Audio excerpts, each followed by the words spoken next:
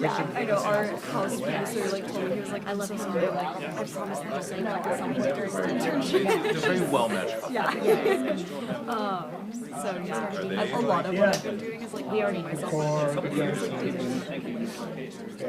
I've been doing that every day when I have nothing to do. I just work with this. So sometimes like people who like are actually from the staff of that are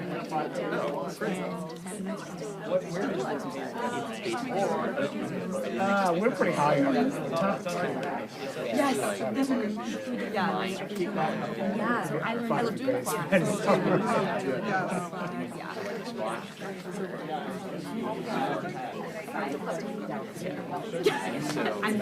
I'm perfectly clear. That's the kind of some people not in this room, no.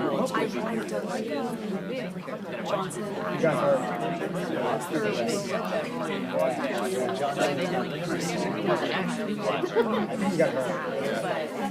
It's just good because he's been shaky all season, so new guy comes in and wins and seals the deal. Gray is it okay. Yes. By the way, save the date. Okay. I was gonna say I've interned for an extra station, but I have a friend that works at a gas station. As long as they're both. Oh, fine. They are for sure. Yeah. She loves it. Right. I know. Yeah, that's why once I graduate, maybe I'll just go. Yeah, keep it. Yeah.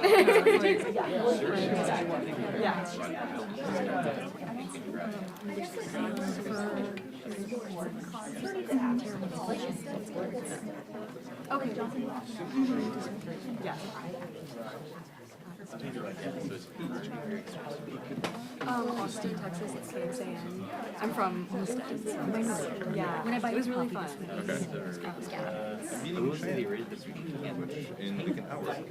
Oh, that's funny. She just literally requested Venmo for you. Like right this minute.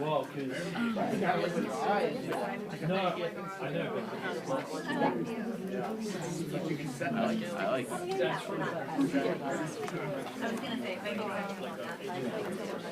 I'm a big TV guy. Although it's more like the light sky. Yes.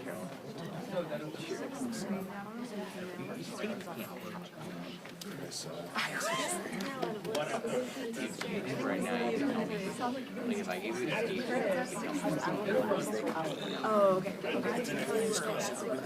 yes, give it.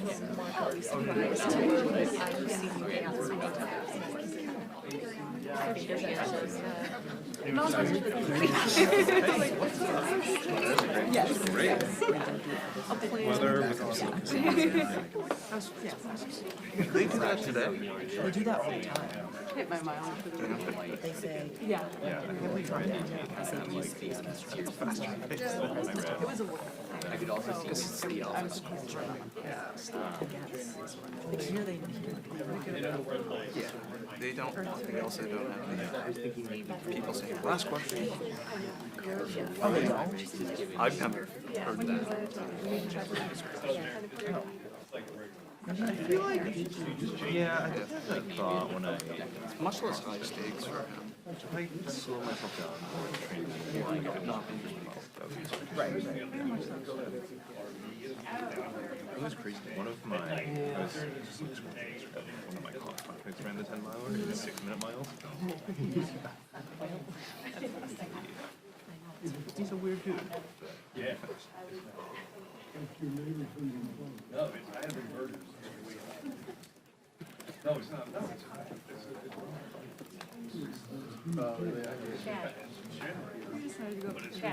Yeah, sorry. Oh, well, if he steps outside, yes, he can. I mean, Is the creamery still open or is it closed with you? yeah.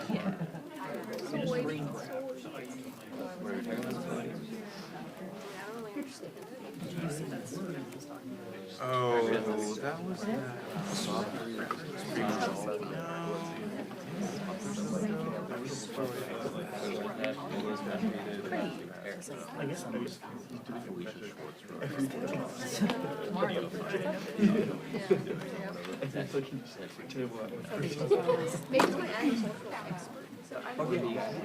I don't know. It's like It just seemed like 4 days. And then the whole Olympiad that would be much longer.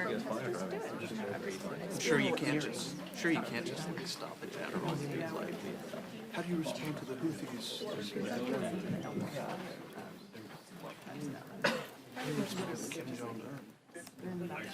He said you're being hypocritical.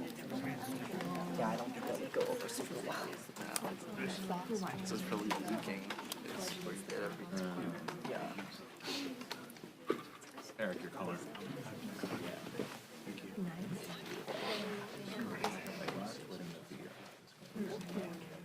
How many wives do you have?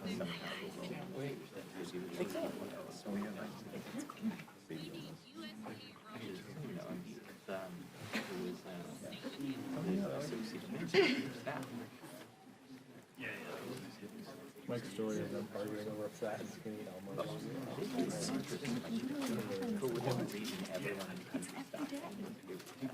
Mike's mom got us one Elmo and one Christmas tree. Sorry, rookie twin mistake. You have to get them the same one.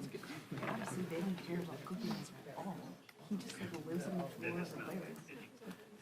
Elmo isn't causes so many fights. So then he bought a new Elmo, thinking it would be the same Elmo. Heads up. And yesterday, guess what? He took him out. Good afternoon, everyone. This is day 14 of the Trump Republican shutdown. House Democrats and Senate Democrats remain committed to finding a bipartisan path forward to reopen the government, enact a spending agreement that actually meets the needs of the American people and addresses the Republican health care crisis. The American people know that Republicans have shut the government down because of their unwillingness to provide health care to everyday Americans, working class Americans, and middle class Americans. The Republicans have created a health care crisis that is devastating people all across the country. Working class America, rural America, urban America, small town America, the heartland of America, and black and brown communities all throughout America. That Republican healthcare crisis includes, but is not limited to, the largest cut to Medicaid in American history, hospitals, nursing homes, and community-based health centers closing all throughout the country because of what Republicans did in their one big ugly bill. The country faces a possible $536 billion cut to Medicare if Congress doesn't act by the end of this year. The Republicans continue to refuse to extend the Affordable Care Act tax credits, which is going to result in tens of millions of Americans experiencing dramatically increased premiums, co-pays, and deductibles. All across the country, including, most significantly, in states that Donald Trump won, and Republicans could care less. House Republicans canceled votes 2 weeks ago, canceled votes last week, canceled votes this week. House Republicans are on vacation, House Democrats are on duty here in Washington, D.C., ready to reopen the government, ready to support our troops and hardworking federal civil servants, and ready to address the Republican health care crisis that is crushing people all across the country in an environment where the cost of living is already too high because of failed Republican policies like the Trump tariffs. Questions? Leader Jeffries. The government shutdown's going to get worse. each and every single day for so many Americans. And we've already seen the standoff persist for some time. Republicans have rejected the Democratic CR that includes all of your demands there. So why not come up with a new approach, put a new offer on the table to try to jumpstart something rather than dig into your position? We're open to sitting down anytime, any place with anyone in terms of our Republican colleagues, either here at the Capitol. But why not put a new offer on the Either table? here at the Capitol or back in the Oval Office to have a conversation about finding a bipartisan path forward. But there has to be a willingness amongst Republicans to actually have a conversation. And since the White House meeting over 2 weeks ago, Republicans have gone radio silent. Donald Trump has spent more time on the golf course than talking to Democrats on Capitol Hill. Republicans have been on vacation since September 19th in the House. And in the Senate, the Republican strategy is to do the same exact thing, bring the same failed partisan Republican spending bill to the floor over and over and over again, knowing it's going to go down. Because Democrats have been very clear. We're not going to support a partisan Republican spending bill that continues to gut the health care of the American people. We are open about having a good faith discussion with our Republican colleagues to hear their ideas about reopening the government while at the same time decisively addressing the Republican health care crisis. Leader Jeffries. Jeffries. Thank you. Thank you. In terms of the military, it looks like OMB is finding money and appropriating it to pay the military. Do you agree with that strategy? Are you on board with that? And are you interested in ultimately one bill on the House floor to pay the military? I agree with making sure that our men and women in uniform, our active duty troops, are paid. We also need to make sure that we take care of all of our hardworking federal civil servants, which is why Republicans should be back here in Washington working with us to reopen the government, as opposed to continuing the Trump Republican shutdown. Leader Jeffries. Good afternoon, thank you. Republicans have run on repealing and replacing Obamacare since 2010. But you're arguing for these subsidies to help subsidize Obamacare here. Isn't that an indictment that there's a problem with it, the fact that it needs to be propped up in some form? No, the overwhelming majority of the American people, including in Republican-run states, support an extension of the Affordable Care Act tax credits because they know that the Affordable Care Act has been an important part of ensuring that everyday Americans can afford to go see a doctor when they're sick, when their children are sick, and when their families are sick. And from our standpoint, it's strange that Republicans want to make this a partisan fight. This is not a partisan fight as far as Democrats are concerned. This is about the American people and ensuring that the American people can afford high-quality health care when they need it, including in red states. And by the way, the majority of states that benefit in terms of their people getting health care from the Affordable Care Act tax credits are states that Donald Trump won.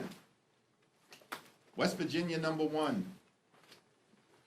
Wyoming, #2. Alaska, #3. Tennessee, #4. Mississippi, #5. And states 6 through 10 are also states that Donald Trump won. This is not a partisan issue for Democrats. We care about making sure the American people can afford health care. Whether you're a Democrat, an independent, or a Republican, we are fighting for hard-working American taxpayers. The Republicans do have a credibility issue when it comes to health care and the Affordable Care Act. The American people know we're standing on the side of lifting up their quality of life, and Republicans have spent the last 15 years, you are correct, trying to repeal and displace people off the Affordable Care Act. In fact, they've done it more than 70 times. which is why if we're going to resolve this issue, it can't simply be a Republican winging a prayer. We actually need legislative action that extends the Affordable Care Act tax credits. And by the way, also addresses other aspects of the Republican healthcare crisis that is crushing the American people. Thanks. Leader Third Jeffries. row, third row, thanks. The judiciary can only continue its full paid operations through Friday. Do you have any concerns about what will happen with that, with criminal and civil cases?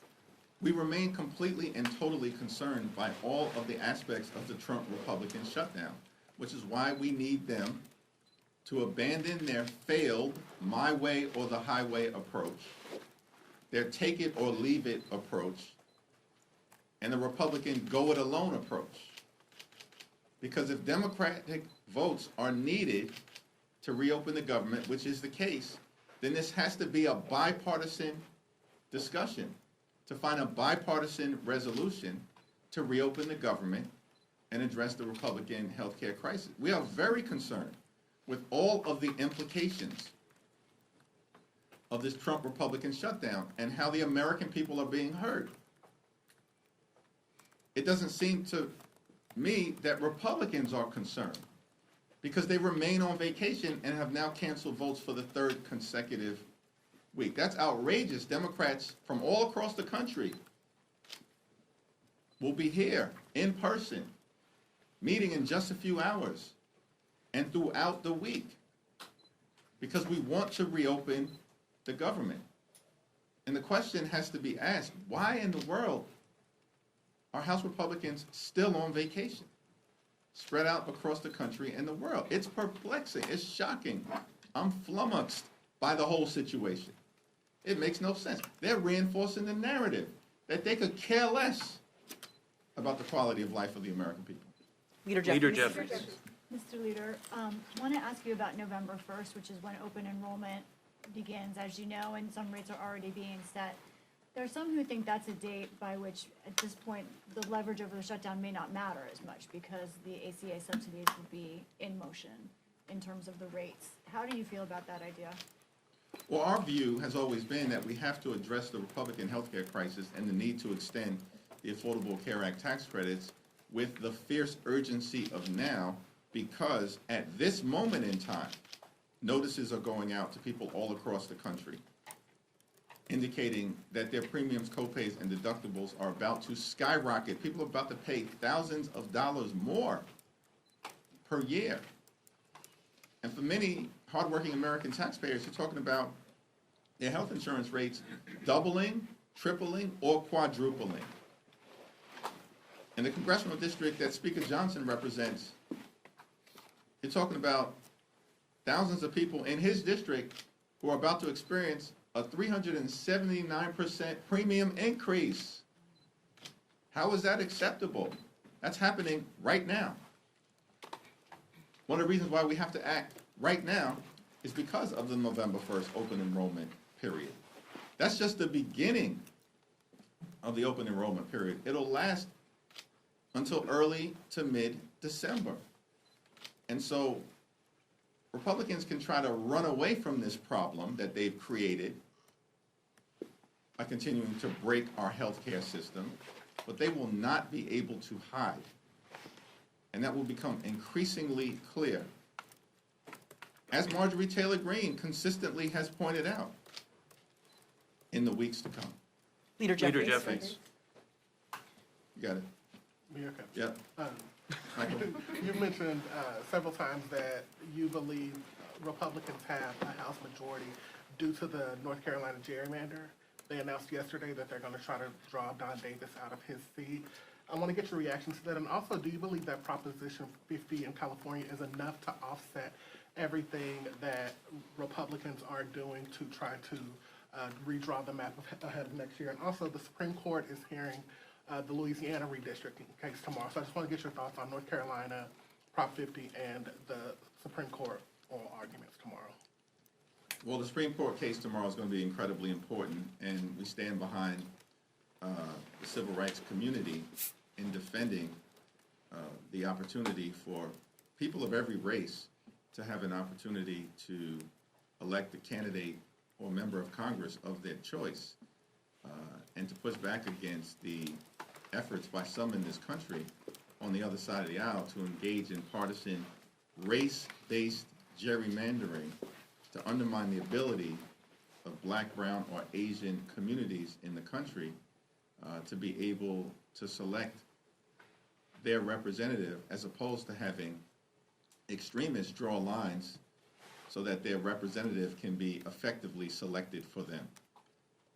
We're going to be watching closely that Supreme Court oral argument tomorrow, and I stand behind Representative Cleo Fields, whose district is the subject of the litigation, and we also, of course, stand behind the civil rights community's efforts to preserve both Section 2 of the Voting Rights Act, as well as the 14th Amendment protections against racial gerrymandering and undermining the ability of communities of color to elect the candidates of their choice.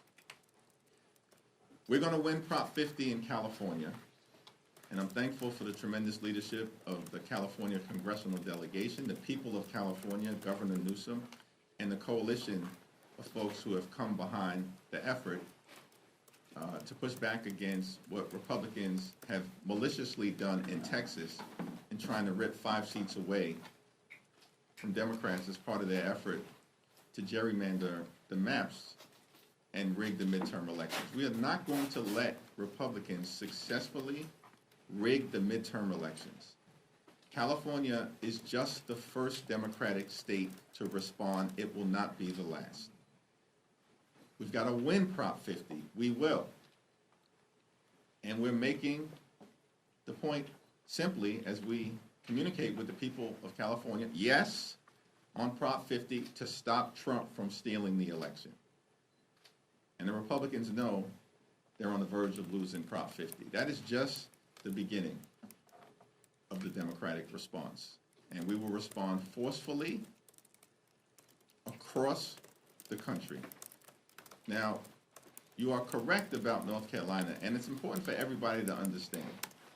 This whole notion that we're in the midst of a Republican wave, a sea change politically, notwithstanding what happened in a bitterly disappointing election in November of 2024, but the notion of that myth that Republicans have tried to perpetrate is belied by the fact that Republicans currently have the narrowest majority of any party since the Great Depression, the narrowest majority since 1931, as I understand it, a 3-seat majority. Once Rep-elect Adelita Grijalva is sworn in, that should be happening today, by the way, but they're running scared because of their efforts to continue to hide the Epstein files from the American people. But Republicans have a 3-seat majority. They wouldn't even have their 3-seat majority. They wouldn't even be in the majority right now had North Carolina not already engaged in mid-decade partisan gerrymandering last year. Because we know North Carolina is a 50-50 state, has a Democratic governor, Democratic lieutenant governor, Democratic attorney general, Democrat just won a close state Supreme Court race, all on the same day that Donald Trump narrowly won in November of 2024. And in North Carolina, before they engaged in vicious mid-decade gerrymandering to affect this Congress, in this 50-50 state, the North Carolina delegation, 14 members, was 7 Democrats and 7 Republicans. They then ripped 3 seats away from the people of North Carolina last year. And on January 3rd of this year, changed the delegation to 10 Republicans and 4 Democrats. That's their majority right now. They didn't even legitimately win in an election where everything at the top of the ticket was breaking for them. And they had to rely on stealing 3 seats from the people of North Carolina to artificially create their majority right now. This is why you can't take these people seriously in terms of any policy high ground in the House that they may claim to have. It's non-existent. So the question then becomes, they've already gerrymandered the map in North Carolina. And because Donald Trump, their boss, ordered them to go back and try to create an additional seat, this is what they're going to try to do. We're going to make sure that Representative Don Davis is reelected in North Carolina, and Democrats are going to take back control of the House of Representatives. Leader Jeffries. Leader Jeffries. Thank you, Mr. Leader. Are you aware of any plans to try to pay federal law enforcement? And in particular, do you think there should be something should be done to help U.S. Capitol Police? I know their union just put out a statement. They haven't gotten paid since Friday. And are you concerned that could impact the safety here at the Capitol? Something should be done to stand by the U.S. Capitol Police. We're so thankful for their bravery and patriotism, service and sacrifice, and of course, should be done for law enforcement, as is the case for all federal civil servants, which is why Republicans need to get back into town and show up at the negotiating table so we can reopen the government, negotiate a bipartisan spending agreement that actually improves the lives of the American people, as opposed to what Republicans want to do, which is to get Democrats to sign off on their partisan Republican spending bill that continues to gut the health care of the American people. It's not going to happen. We need to address the Republican health care crisis. We've made that clear repeatedly now for weeks, and that position is not going to change. Leader Jeffries. Leader Jeffries, back in March, and even a little bit coming into this government funding deadline, there was a lot of concern among Democrats that if the government was shut down, that it would empower and give Trump the ability to run around Congress and do what he wants with government funding.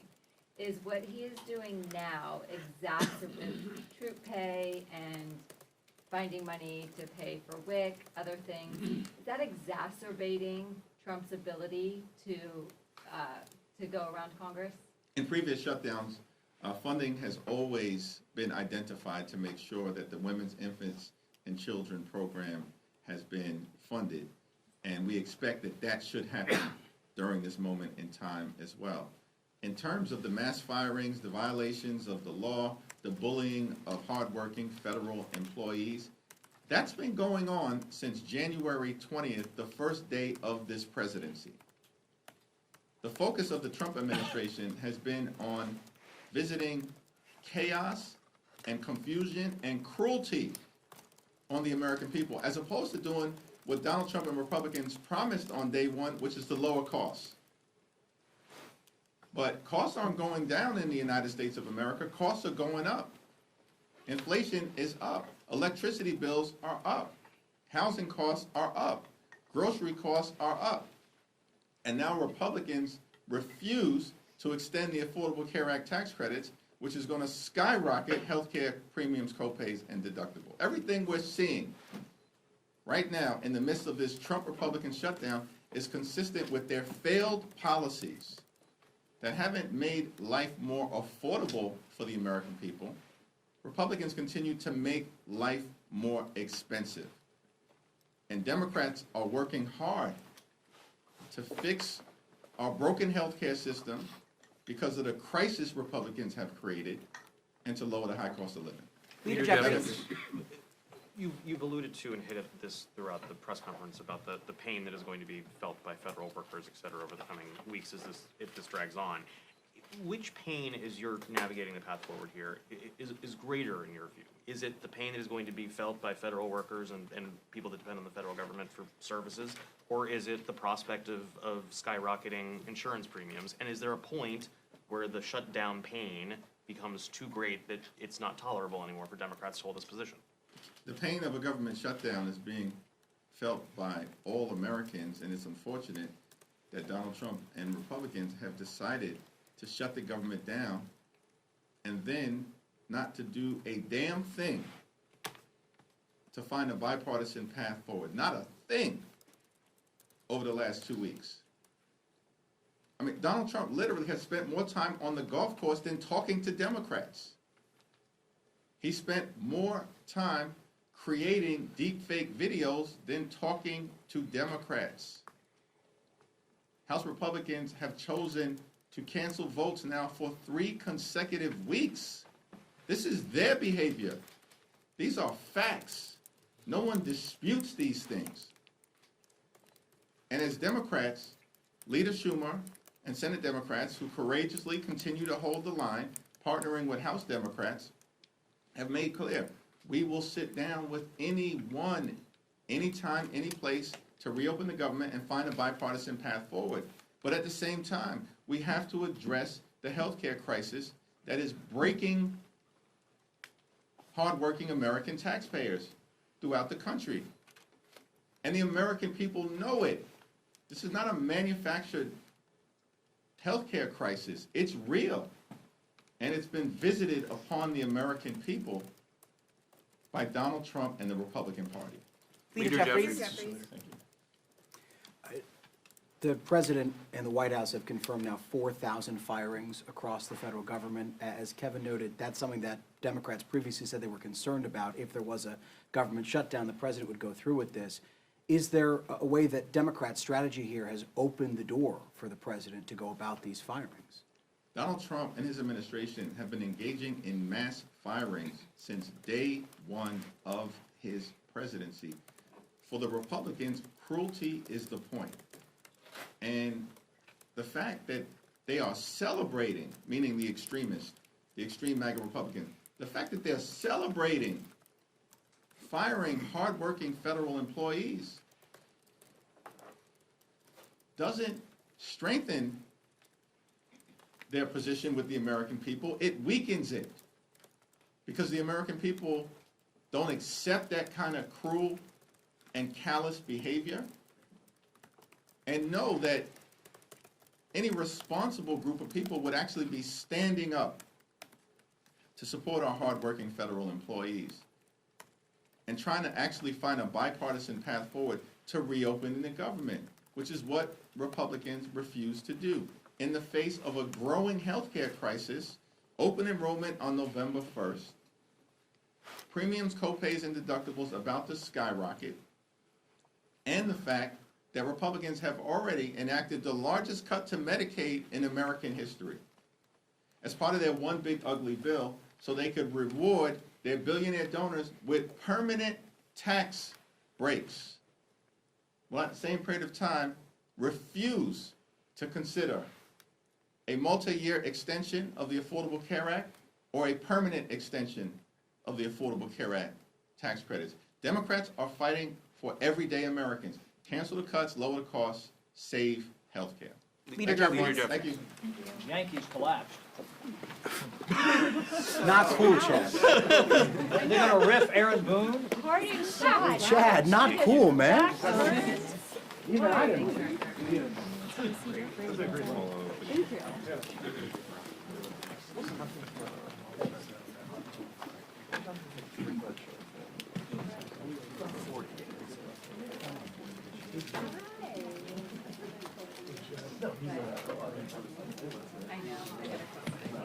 Oh, I know. I do have a question for that, but I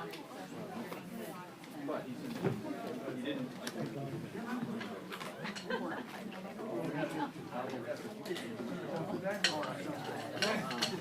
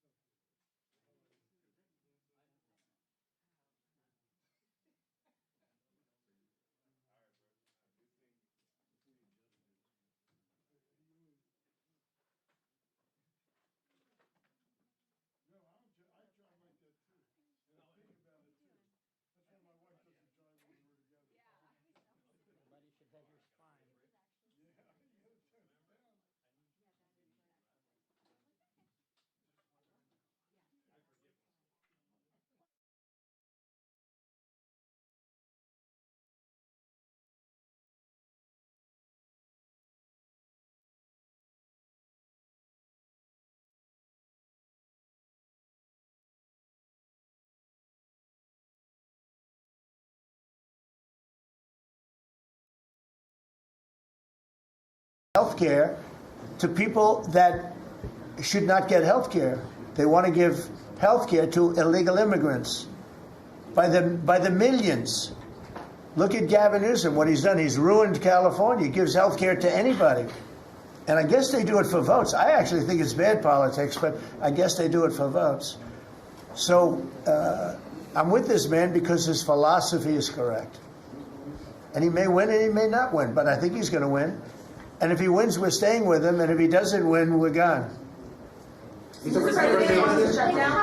can Argentina can help to the peace process, to the Middle East peace process? They could help by doing well. If Argentina does well, that's helpful because they know we help Argentina. So if Argentina is successful, that's great because they view us as somebody that helped Argentina and they did well, and the United States maybe will help them and they're going to do well. So the success of Argentina would be a great feather in the cap of the USA because we're helping them. Right? You understand? Yeah. Yeah, please, behind you. Behind you. Thank you, Mr. President. Last week you said that NATO should consider expelling Spain. What? You said that NATO should consider expelling Spain. Would you support that? What? NATO consider expelling Spain. Oh. I'm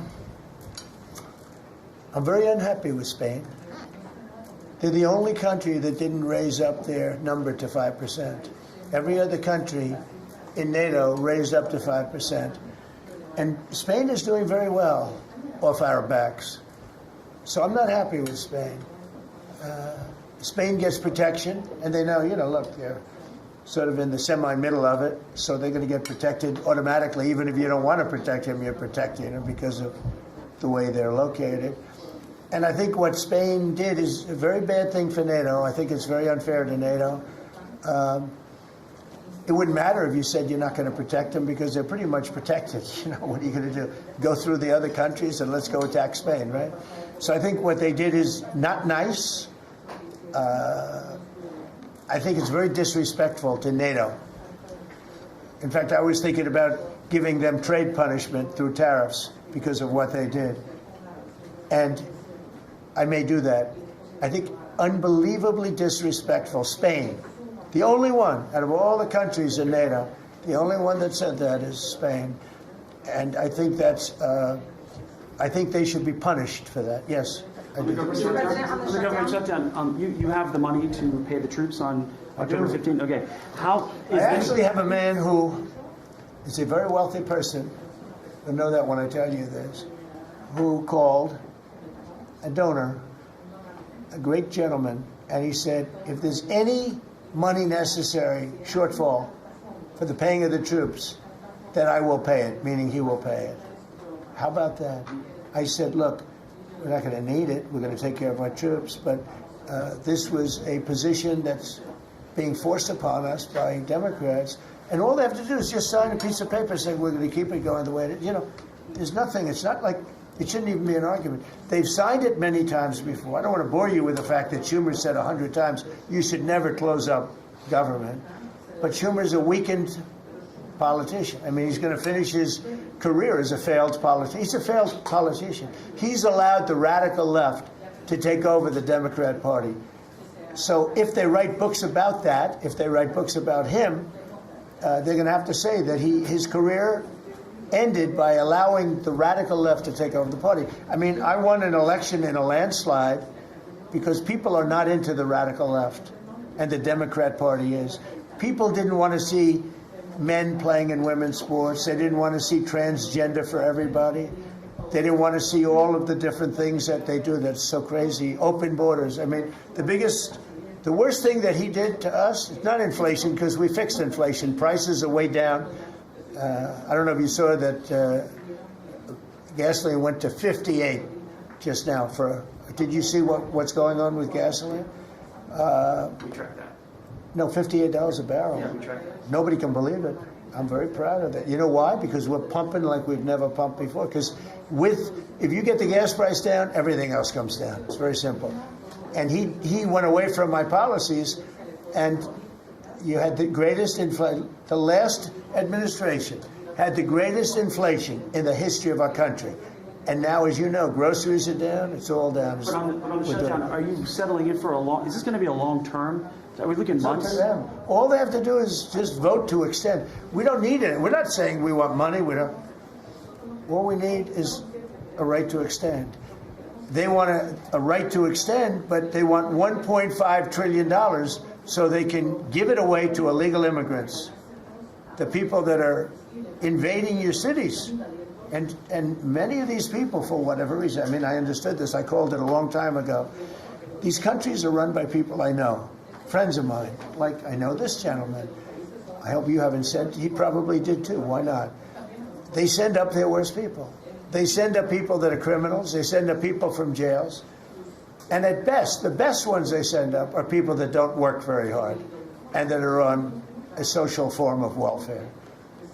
And they're sending those people into the United States. I don't blame them. I'm angry at them, but I don't blame them. But I'm really angry at Biden and Kamala and that group of lunatics for allowing it to happen, because it's the hardest thing. Now, you know, we're sending them out. It's incredible the job that Christie and Tom Homan and the whole group is doing. But we shouldn't have to be doing that. We're doing a lot of work on getting people out of here. Tren de Aragua has caused tremendous damage, and our soldiers are great. You know, our soldiers are now based on merit. They're not based on woke, because we won the case in the Supreme Court, which was the bravest case. I have such respect for the Supreme Court because of what they did with merit, because our country was built on merit. Countries are destroyed on woke. You know, I made a statement, and I hated to make it because it sounded bad, but everything turns to you know what when it goes woke. You remember the term. I don't like to use it because you might have some children listening, but it turns bad. And no, we have the hottest country right now anywhere in the world. That's why he's here. That's why every other country wants to meet here too. But we only have so many hours in the day and days in the week. But we get the hottest country. Think of it. We were a dead country a year and a half ago. And now we have the hottest country anywhere in the world. It's pretty good. We did a good job. Okay, any other questions? Would you like to visit Argentina? Would you like to visit Argentina soon? There is an invitation for that. What does that mean? Do you like to visit Argentina soon? I do. I would love to. I'm just a little busy. I would love to. I'd love to go to Argentina. I'd like to be like Biden. I'd like to go to the beach. You know, my legs are not quite as thin as his. My legs are slightly heavier. My arms are slightly larger. My body is a little bit larger than his. I'm not sure it would be appreciated on the beach, but I'm not going to take a chance. You won't see me in a bathing suit. You won't see in a bathing suit sitting on a beach in Argentina, falling down, not being able to lift a 3-ounce chair, meant for old people to lift, and he couldn't lift it, so we had a problem. He spent too much time on a beach. Somebody told him that he looked good in a bathing suit. And you'd see this guy on the beach all the time. I never quite understood it. Steve, go ahead. Could you preview your meeting with Ukraine President Zelensky on Friday? You expect to talk about weapons? Is there going to be a package? Interesting meeting going on. Look, I'm very disappointed because Vladimir and I had a very good relationship. Probably still do. I don't know why he continues with this war. This war has been so bad for him. He's going into 4 years of a war that should have he should have won that war in 1 week. He's now going to soon be into his 4th year. He's lost 1.5 million soldiers, probably, close. Certainly in terms of wounded and no legs and no arms and all the things that happen in horrible wars. It's a horrible war. That's the biggest thing that's happened since World War II in terms of death. It's bigger than any of them. I settled 8 of them. The biggest is that in terms of death. Incredible. I think India, Pakistan had great potential too. We did a great job of that one. But he's got to really settle this war. And you know, they have long lines waiting for gasoline in Russia right now, right? They have long lines. Who thought that was going to happen? And all of a sudden his economy is going to collapse. And I'd like to see him do well. I mean, I had a very good relationship with Vladimir Putin, but he just doesn't want to end that war. And I think it's making him look very bad. He could end it. He could end it quickly. And I have to tell you, I give credit because who would think that Ukraine could have fought Russia for 4 years to essentially a standstill? Now, there has been some early, before they knew what the hell was happening, because it happened quick. Biden should have never let that happen. That's a war that should have never happened, but it did. But it's not making Russia look good, I will tell you that. We'll be talking about Ukraine, yeah. I mean, I have the president coming in on Friday, and I know what he has to say. He wants weapons. He would like to have tomahawks. Everyone else wants tomahawks. And we have a lot of tomahawks. Tomahawk is do you need any tomahawks in Argentina? You get Moscow tomahawks. You need them for your opposition, I guess, because, see, in this country, they'd use tomahawks for the opposition. I don't do that. I'm much nicer. The Democrats would use them if they had the chance. They're sick people. Go ahead. President, are you worried that this plan with Argentina can fail? Anything can fail. Anything can fail. You never know. That's why I say Putin should do something about the war, because so far, I mean, it's turned out to be very bad for him. But anything can. So this plan can fail. Sure, it can fail, but it's got a better chance, I would say, Scott. It's got a better chance of success than failure. And if it's successful, it's an unbelievable success. It can transform your country into greatness. It's got a great chance. We'd like to give it a chance. Anything can fail, but we'd like to give it a chance. And we think, because he's made so much progress. I mean, the work that he's done over the last 4 years is incredible. And it would be a shame to lose that progress. He's very close to having a big success. Mr. President, will you consider removing new restrictions on the press that report at the Pentagon? And have you spoken to Secretary Hegseth about this? I have, yeah. Well, he's finding, I think I can speak for him. I'll let him speak for himself, but I think he finds the press to be very disruptive in terms of world peace and maybe security for our nation. Press is very dishonest. Not you, but the press is very dishonest. You have something to say? Well, I very much appreciate the question, because it was interesting to watch. We had a chance to go along on the historic trip of Middle East peace, which our generation of veterans never dreamed would be possible. So you would think that the Pentagon press corps, of all press corps, would be front and center across the board on wanting to give credit to the president for forging this kind of peace, and instead what they want to talk about is a policy about them, which simply says maybe the policy should look like the White House or other military installations where you have to wear a badge that identifies that you're press, or you can't just roam anywhere you want. It used to be, Mr. President, the press could go anywhere, pretty much anywhere in the Pentagon, the most classified area in the world. Or also that if they sign on to the credentialing, they're not going to try to get soldiers to break the law by giving them classified information. So it's common sense stuff, Mr. President. We're trying to make sure national security is respected, and we're proud of the policy.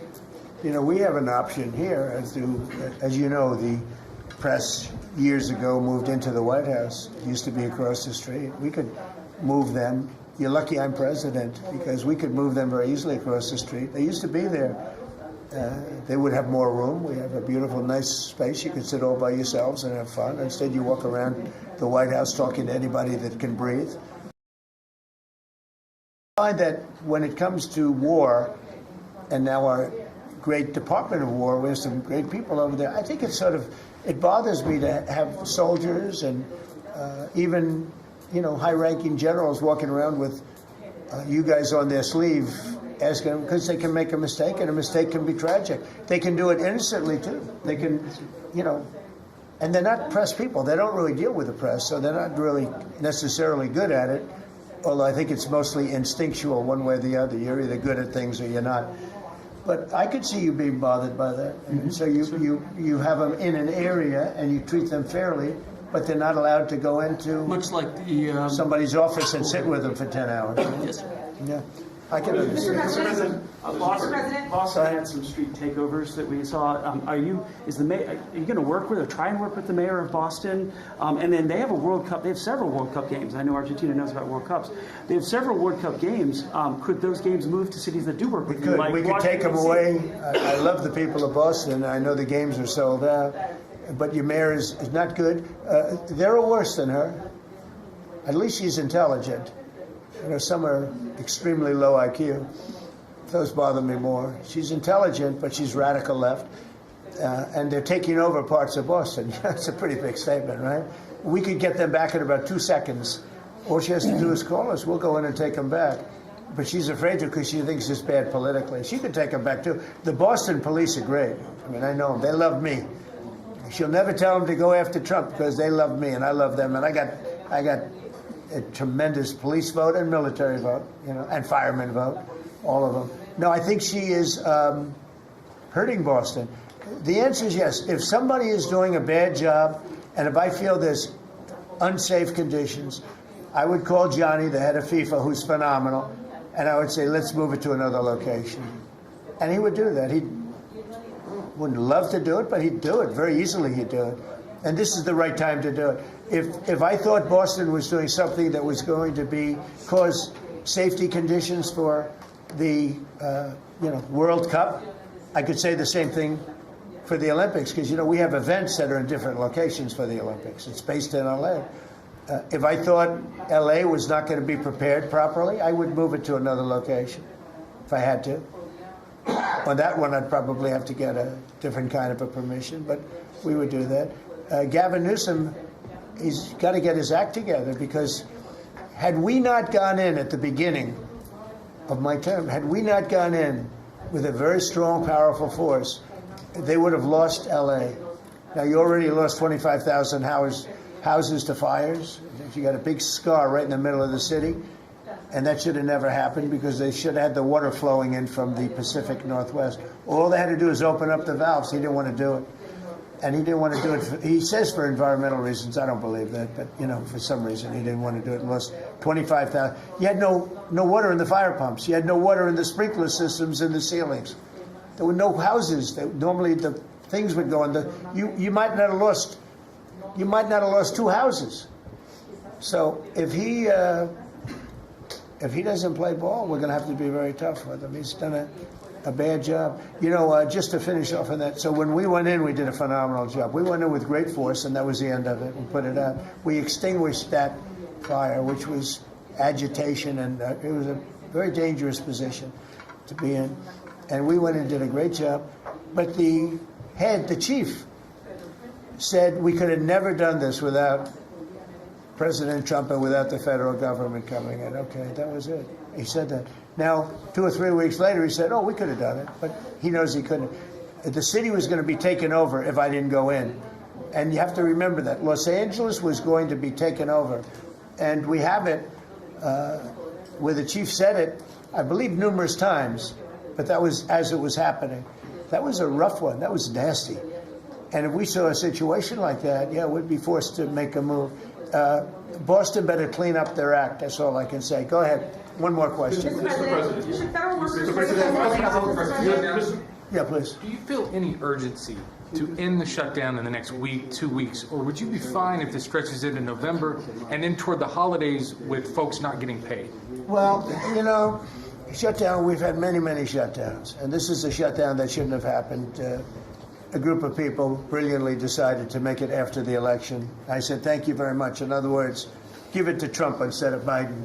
So it shouldn't happen. And likewise, debt ceiling shouldn't have. But the big, great big, beautiful bill solved the debt ceiling problem for Is there a point where you would reach out to all parties? Here's what's happening in the shutdown, though. Honestly, can I put it in plain words for you? And you're a smart guy, so you all understand, but a lot of people don't. The Democrats are getting killed on the shutdown because we're closing up programs that are Democrat programs that we were opposed to. So we're being able, and they're never going to come back in many cases. So we're being able to do things that we were unable to do before. So we're closing up programs that are Democrat programs that we wanted to close up or that we never wanted to happen, and now we're closing them up. And we're not going to let them come back. The Democrats are getting killed. And we're going to have a list of them on Friday, closing up some of the most egregious, socialist, semi-communist, probably not full communist, we're saving that for New York, but semi-communist programs, and we're closing them up. We're not closing up Republican programs because we think they work. So the Democrats are getting killed, but they're not telling the people about that. I say it, nobody, well, I haven't said it probably as bluntly as I just said it, but so we are closing up Democrat programs that we think, that we disagree with, and they're never going to open again. Thank you very much. Thank you, everybody.